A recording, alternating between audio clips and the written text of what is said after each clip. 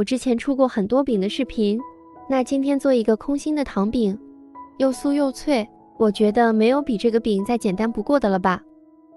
200克普通面粉煸到温水边搅拌，和面的第一步都是先给它搅拌成絮状，再倒入10克味道淡一点的食用油，继续给它和成一个光滑的面团，盖上保鲜膜松弛20分钟。再来调一个糖馅，50克白砂糖，10克面粉，给它和均匀放在一边先备用。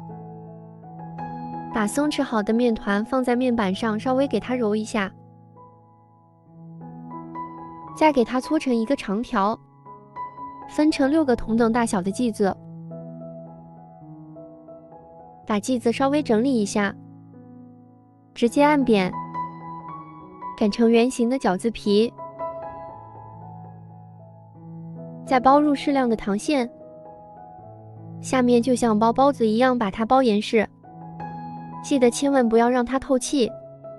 案板上撒一点干面粉防粘，用擀面杖给它擀成牛舌状。擀的时候也要小心点，不要擀破了，要不烤的时候它会鼓不起来。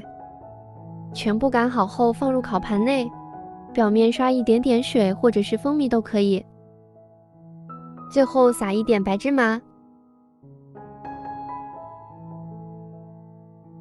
将220度提前预热，放在中层烤10到13分钟。烤的过程中突然变大，感觉好好玩呀！空心糖饼就烤好了，是不是超级简单呢？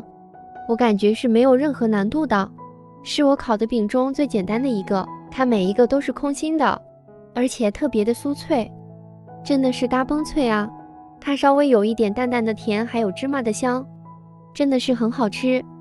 而且这个饼感觉还很有意思，有时间你也可以试试这个做法。